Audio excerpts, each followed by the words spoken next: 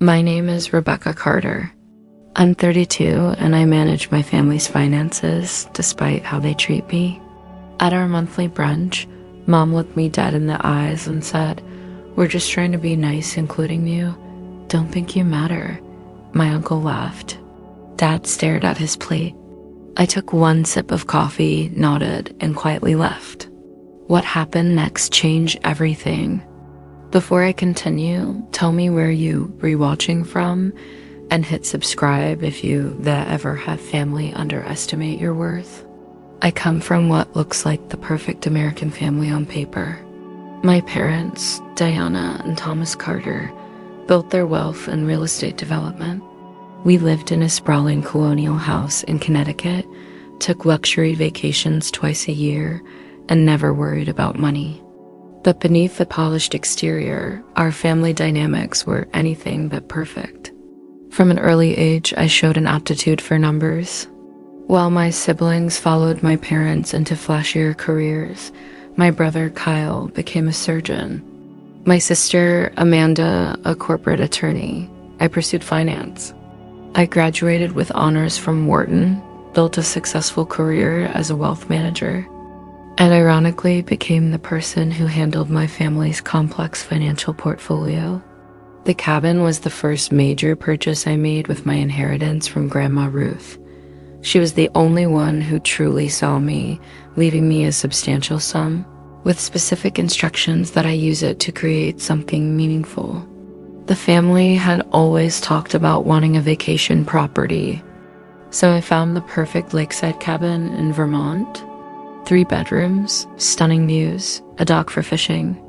Everything they'd ever mentioned wanting.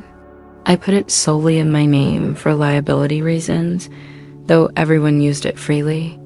When my parents started complaining about managing multiple credit cards and accounts, I created a family shared credit line. I organized everything, negotiated excellent terms with the bank based on my professional connections, and made sure every family member had access to funds when needed. I managed the payments, tracked the expenses, and ensured everything ran smoothly. My financial expertise saved them thousands in interest and fees annually. Yet despite all this, I remained the afterthought at family gatherings.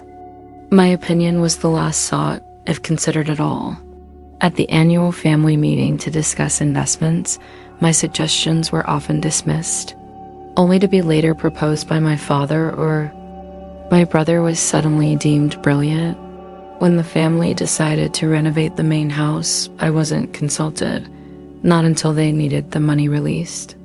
There was the Christmas when they forgot to get me a gift until the last minute, resulting in a hastily purchased generic scarf, while my siblings received thoughtful, personalized presents, or the time my parents rescheduled our traditional Sunday dinner because Kyle had a minor scheduling conflict, but refused to change it when I had an important work presentation. My career successes were constantly minimized. When I was promoted to senior wealth advisor at one of Boston's most prestigious firms, managing portfolios worth billions, my mother's response was, "That's nice, dear. Did you hear Kyle is being considered for chief of surgery?" My clients included celebrities and tech moguls. Yet at family gatherings, my parents introduced me as someone who just works at a bank. Amanda, 2 years my junior, followed my parents' example. She'd casually dismiss my financial advice while simultaneously asking me to review her investment portfolio.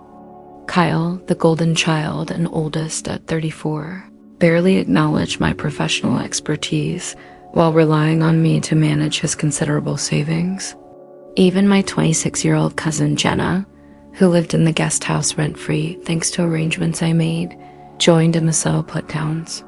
Only my Aunt Patricia occasionally defended me. She'd experienced similar treatment as the family outsider who married in. But even she remained silent during the worst episodes, unwilling to truly challenge my mother's authority in family matters. I tried everything to earn their respect. I hosted elaborate dinner parties at my downtown condo, only to have them criticize my choice of wine. I offered financial workshops for the family, creating personalized investment strategies that grew their wealth substantially, only to have them credit market conditions for the success. I bought thoughtful gifts, planned surprise celebrations, bent over backward to accommodate their schedules. Nothing worked. I remained the family utility, useful when needed, invisible when not, the family accountant, a convenient intentional punchline. Each dismissal chipped away at me, but I held on to the hope that someday they'd recognize my worth. That hope, fragile as it was, sustained me through years of subtle cruelty until that Sunday brunch changed everything. The Sunday brunches were my mother's idea. Families should see each other regularly, she insisted, though these gatherings felt more like obligations than celebrations. Still, every month, I arrived at my parents' house with a smile, bringing fresh pastries from the artisanal bakery near my condo, and a determined optimism that maybe this time would be different. That particular Sunday in May seemed promising at first. The weather was perfect, warm sunshine, a light breeze, birds singing in the magnolia tree my father had planted when they first bought the house. Mom had set up brunch on the stone patio, the table dressed with her favorite floral tablecloth and grandmother's china. Everyone seemed to be in good spirits. "Rebecca, you made it," my mother said, air kissing my cheek. She smelled of Chanel No. 5 and mimosas. We're just about to discuss the summer plans. I placed the bakery box on the sideboard. I brought those almond croissants everyone likes. How thoughtful, she said, without enthusiasm, already turning away. Kyle was telling us about his conference in Switzerland. The whole family might go to make a vacation of it. I took my usual seat between my Uncle Richard and Cousin Jenna, pouring myself coffee from the silver carafe. Kyle dominated the conversation, detailing the medical conference and the extended European trip they were apparently planning. We could stay a week in Geneva, then perhaps venture to the Italian lakes, my mother said excitedly. Thomas, we could revisit that charming village we discovered on our honeymoon. I sipped my coffee, listening as they outlined an elaborate family vacation. No one looked in my direction or asked about my availability. I cleared my throat gently. That sounds wonderful. When in August is the conference? I should check my calendar. The table fell silent. My mother's perfectly shaped eyebrows arched slightly. "Oh, Rebecca," she said with a small laugh. "We hadn't really thought. Well, it's primarily a family trip." I felt my cheeks flush. "I am family," I said quietly. Uncle Richard snorted into his mimosa. Amanda suddenly became very interested in buttering her toast. Kyle looked embarrassed, but said nothing. "Of course you were technically," my mother continued, her voice taking on that particular tone she used when explaining obvious things to children. "But this trip is really centered around Kyle's achievement. Plus, we'll be using the family jet, and there's limited space." The family jet that I had recommended they lease, the jet whose financing I had arranged. "I see," I said, keeping my voice level. "Since I'm managing the family accounts that fund these trips, I thought I might be included in the planning." My mother's smile tightened. She placed her napkin beside her plate with deliberate care, a warning sign I'd learned to recognize since childhood. "Rebecca, let's be honest here. We're just trying to be nice, including you in these brunches and occasional holidays. Don't think you matter to the actual decision-making in this family." The words hit like physical blows, each syllable precise and cutting. I felt my stomach drop, a cold sensation spreading through my chest. Around the table, various reactions played out. Uncle Richard laughed openly. Amanda had the decency to look uncomfortable, but remained silent. My father studied his plate with sudden interest, refusing to meet my eyes or defend me. "Diana, that's a bit harsh, Aunt Patricia murmured, but without conviction. Kyle cleared his throat. "Mom, come on." "What?" my mother said defensively. We all know Rebecca is just better with the numbers. She's not exactly the fun one in the family. I'm simply being honest. I sat perfectly still. Years of practice helped me maintain a neutral expression while internally crumbling. The brunch continued around me, conversation shifting to vacation rentals in Lake Como, as if the casual demolition of my place in the family had been nothing more than a minor conversational hiccup. I reached for my coffee cup with a steady hand, took a small sip of the now lukewarm liquid, carefully placed it back on its saucer, folded my napkin, and rose from the table. I just remembered an appointment. I said to no one in particular, "Enjoy your brunch." No one protested my departure. My father gave a distracted wave without looking up. My mother was already showing Amanda pictures of Italian villas on her phone. The drive home to my downtown condo was a blur. Somehow I navigated the 20 minutes on autopilot, the radio playing softly in the background, my hands gripping the steering wheel so tightly my knuckles turned white. It wasn't until I closed my apartment door behind me that I finally broke. I sank to the floor, back against the door, and let the tears come.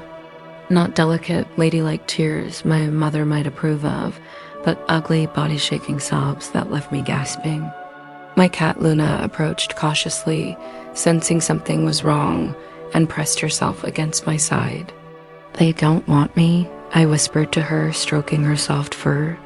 "They've never wanted me." The truth I'd been running from for years sat heavily in my chest.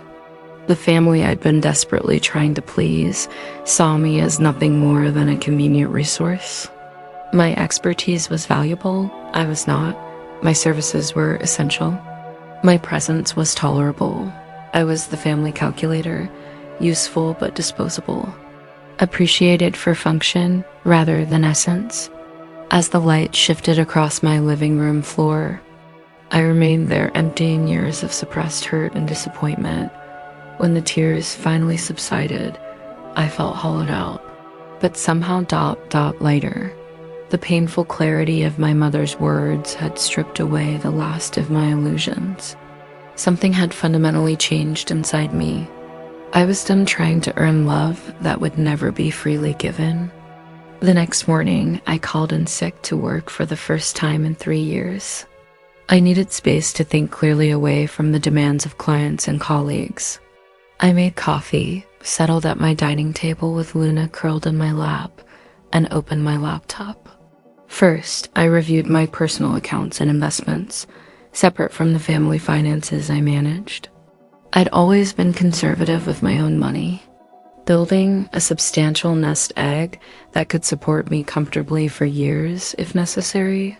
Financial independence had been my security blanket, in a family that made me feel perpetually insecure.